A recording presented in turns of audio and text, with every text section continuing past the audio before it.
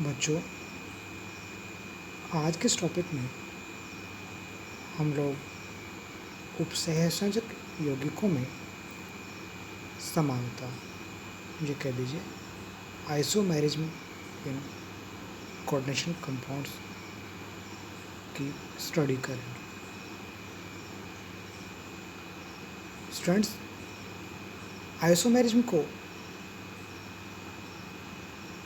Organic chemistry की भांति like organic chemistry, inorganic chemistry में भी 2 पार्ट्स में डिवाइड किया जाता है। नंबर 1 स्ट्रक्चरल आइसोमेरिज्म और नंबर 2 त्रिविम समावता स्टीरियो आइसोमेरिज्म। नंबर 1 जो है वो स्ट्रक्चरल आइसोमेरिज्म। हम लोग स्ट्रक्चरल आइसोमेरिज्म को हाइड्रेट, आयनाइजेशन, लिंकेज,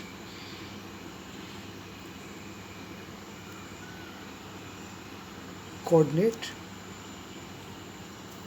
तथा पॉलीमराइजेशन,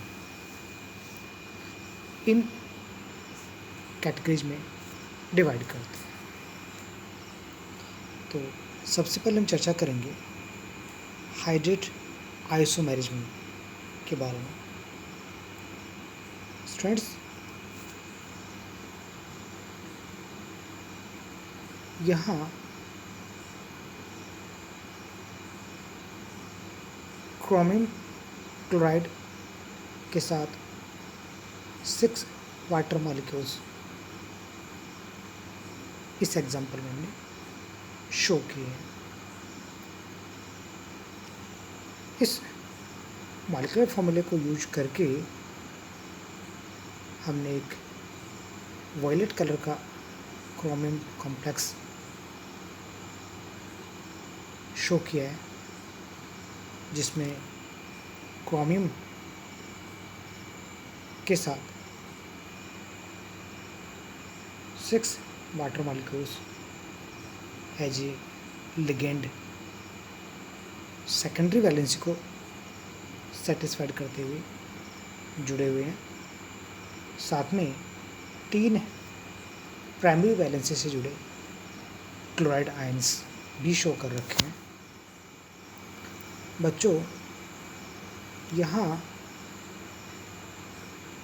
कोऑर्डिनेशन स्फीयर के अंदर मेटल के अतिरिक्त जो भी स्पीसीज प्रेजेंट है उनको हम लोग लिगेंड कहते हैं, जो कि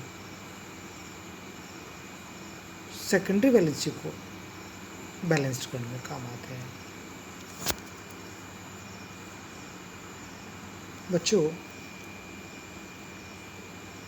इसी मॉलिक्यूलर फॉर्मूले से एक और कॉम्प्लेक्स हमने बनाया जो ग्रीन कलर का है। यहाँ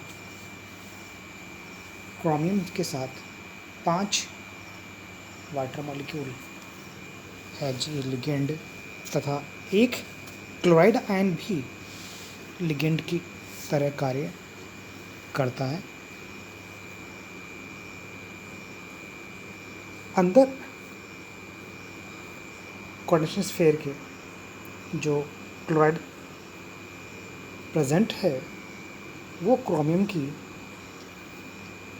प्राइमरी और सेकेंडरी दोनों वैलेंसीज को सेटिस्फाइड करता है। साथ में 2 क्लोराइड जो कोऑर्डिनेशन स्फीयर के बाहर हैं प्राइमरी वैलेंसी को सेटिस्फाई करते हैं। इसी के साथ वाटर मॉलिक्यूल भी अटैच शो कर रखा है। ये ग्रीन कलर का और ये वॉयलेट कलर का जो कॉम्प्लेक्स यहाँ शो किए गए हैं, वहाँ वाटर मॉलिक्यूल सेकेंडरी वैलेंसी को, साथ में एक क्लोराइड भी सेकेंडरी वैलेंसी को शो करता है। पहले यहाँ 6 वाटर मॉलिक्यूल थे, अब 5 रहे। तो एक वाटर मॉलिक्यूल जिसको हमने कोऑर्डिनेशन स्फीयर से बाहर की तरफ यहाँ शो किया है, वो सेकेंडरी वैलेंसी को छोड़कर, ये कह दीजिए इनर स्फीयर को छोड़कर आउटर स्फीयर में माइग्रेट कर जाता है। इन 2 एग्जांपल्स को अगर देखें तो इनमें इनका मॉलिक्यूलर फार्मूला कॉमन है, जबकि स्ट्रक्चरल फार्मूले में डिफरेंस है। डिफरेंस सिर्फ इतना है कि एक वाटर मॉलिक्यूल जो सेकेंडरी वैलेंसी को सेटिस्फाइड करता था, उसकी जगह इस ग्रीन कलर के कॉम्प्लेक्स में क्लोराइड प्रेजेंट है। तो जो डेफिनेशन हम लोग जानना चाह रहे हैं हाइड्रेट आइसोमेरिज्म की, ऐसे कंपाउंड्स जिनके मॉलिक्यूलर फॉर्मूले इक्वल हों, ये एग्जांपल के तौर पे लिखा क्रोमियम टेट्राडॉट 6s2, ये मॉलिक्यूलर फॉर्मूला है। बट वाटर मॉलिक्यूल की संख्या कोऑर्डिनेशन स्फीयर और आयनिक स्फीयर में डिफरेंट होती है। ऐसे में जो ये आइसोमर्स देखने को मिलते हैं, वो हाइड्रेट आइसोमर्स कहलाते हैं। यहाँ केवल वाटर मॉलिक्यूल ही आउटर स्फीयर और इनर स्फीयर में डिफरेंट संख्या में होते हैं। इसके बाद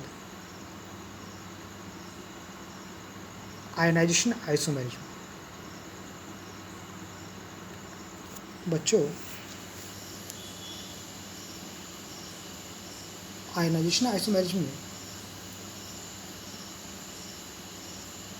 मॉलिक्यूल्स का मॉलिक्यूलर फार्मूला सेम होता है, बट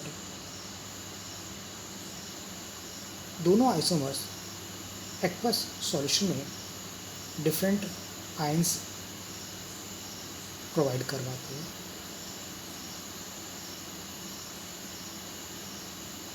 आयनाइजेशन आइसोमेरिज्म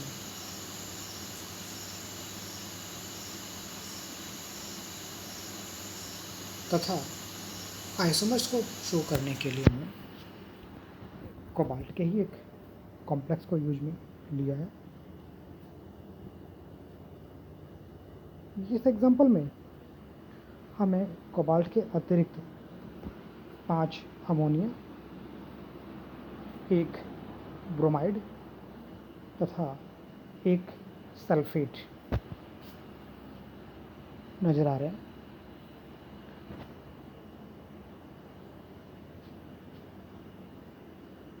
यहाँ क्रोमियम कॉम्प्लेक्स में 5 अमोनिया और 1 ब्रोमाइड सेकेंडरी वैलेंसी को, जबकि यहाँ 5 अमोनिया तो वही होंगे, बट ब्रोमाइड के स्थान पर sulphate as a monodentate ligand work करता है।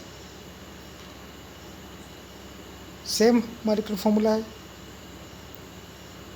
बट ये दोनों ही कॉम्प्लेक्सेस एक दूसरे के आयनाइजेशन आइसोमर्स कहलाते हैं। एक जो खास बात है आयनाइजेशन आइसोमर्स की, वो ये है कि दोनों आइसोमर्स जिनका मॉलिक्यूलर फार्मूला सेम होता है, एक्वस मीडियम में डिफरेंट आयन प्रोवाइड करवाते हैं। इस बात की पहचान के लिए हमने सिल्वर नाइट्रेट सॉल्यूशन को कॉम्प्लेक्स के साथ रिएक्ट करवाया। यहाँ नो पीपीटी मीन्स कॉम्प्लेक्स और सिल्वर नाइट्रेट मिलकर किसी प्रेसिपिटेट का फॉर्मेशन नहीं करते, जबकि यहाँ सिल्वर तथा ब्रोमाइड दोनों मिलकर के सिल्वर ब्रोमाइड का पीपीटी फॉर्म करते हैं। अगली और बहुत ही इम्पोर्टेंट आइसोमेरिज्म, जिसको हम लोग बंधक आइसोमेरिज्म, लिंकेज आइसोमेरिज्म कहते हैं, को शो किया गया है। बच्चों, लिंकेज आइसोमेरिज्म उन्हीं कोऑर्डिनेट कंपाउंड में देखने को मिलती है जहाँ M bidentate monodentate ligand present हो। खास बात ये रहेगी कि M bidentate ligand दोनों ही कॉम्प्लेक्स में अलग अलग एटम को दाता डोनर एटम के रूप में प्रयोग में लेकर metal central metal cation oblique atom से अटैच्ड होंगे। यहाँ साइनाइड, जबकि यहाँ आइसोसाइनाइड लिगेंड की भूमिका निभाती है। ये दोनों ही कॉम्प्लेक्स एक दूसरे के बंधक समावी हैं। बच्चों, 2 सैंपल रखें और हमें बंधक आइसोमर्स को पहचानना हो, लिंकेज आइसोमर्स को पहचानना हो, तो आईआर स्पेक्ट्रम हमें हेल्प करता है to identify the coordinate compound. बच्चों, आज के लिए बस इतना ही, बाकी बच्चा बात है नेक्स्ट वीडियो में देखेंगे। Thank you.